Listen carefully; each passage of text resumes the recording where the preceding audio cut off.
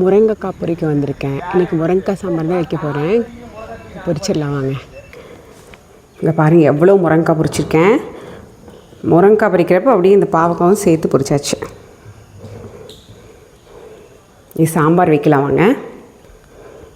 பருப்பு வேக வச்சாச்சு. ஒரு லெமன் சைஸ் புளி ஊற வைக்கிறாங்க. முருங்கைக்காய் வெங்காயம் ரெடியாக இருக்குது தாளிக்கிறதுக்கு. கருவேப்பிலை பொரிக்கலாம் வாங்க. இது பாருங்க, இந்த குட்டி கருவேப்பிலை இப்போ தான் நல்லா தளியுது. இது பார்த்திங்கன்னா சுற்றியும் கொத்து கொத்தா வந்து முளைச்சிட்ருக்கு.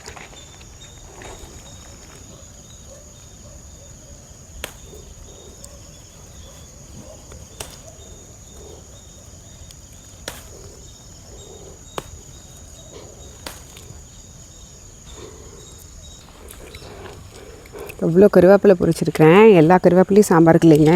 இது கொஞ்சம் நெல்லிக்காய் ஜூஸ்க்கு போட்டுக்கலாம். சாம்பார் தாளிச்சிடலாங்க. நல்லெண்ணெய் ஆட் பண்ணிக்கலாம்.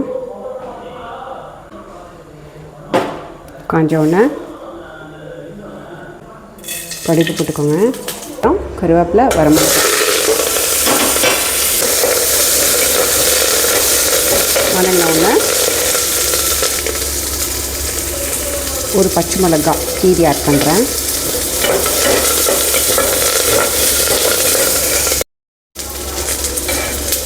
தக்காளி பழம் ஆட் பண்ணுறேன்.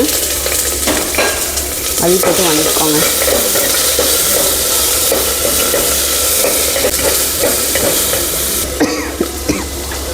பெருங்காயத்தூள் ஆட் பண்ணிக்கோங்க.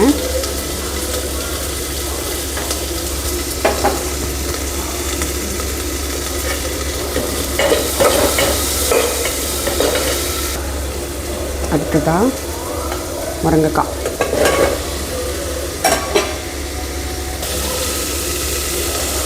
சாம்பார் தூள் 2 ஸ்பூன் ஆட் பண்ணிக்கோங்க.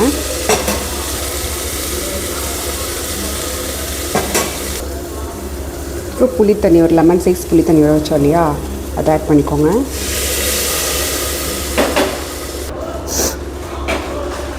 மூடி வச்சுருங்க முருங்கைக்காய் வேகிற வரைக்கும். முருங்கைக்காய் வெந்துருச்சுங்க. வேக வச்ச பருப்பு வந்து அப்படியே ஆட் பண்ணிடலாம்.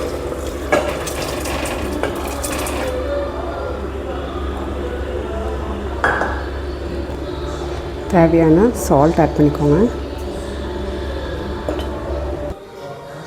சூப்பராக சாம்பார் ரெடி ஆகிடுச்சு. மினி இட்லிக்கு இந்த மாதிரி கீ அப்ளை பண்ணிக்கங்க.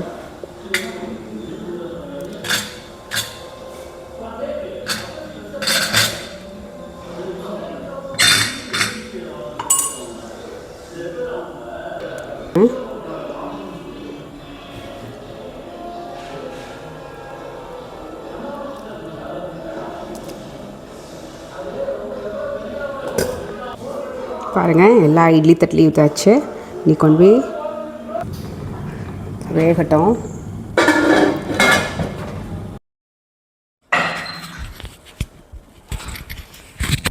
நல்லா பொதுன்னு ஒதுக்குது. இது எப்படி இருக்கு பாரு. இட்லி சாஃப்டாக வந்திருக்கு. சின்ன ஸ்பூன் எடுத்துக்கலாம்.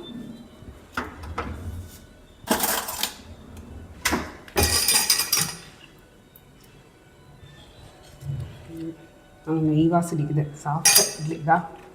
ஒட்டுச்சுன்னா இந்த மாதிரியே சாஃப்டாக இருக்குன்னு அர்த்தம்.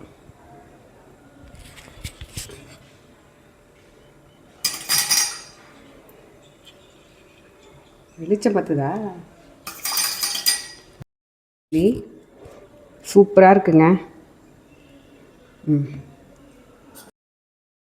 இட்லி பாருங்கள், நெய் போட்டது எவ்வளோ சாஃப்டாக இருக்குன்னு. இதோ நெய் கலரும் அப்படியே தெரியுது பாருங்கள். இது மேலே அப்படியே சாம்பார் போட்டு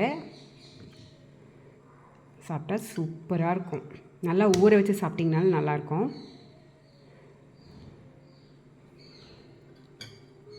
சூப்பராக இருக்குங்க.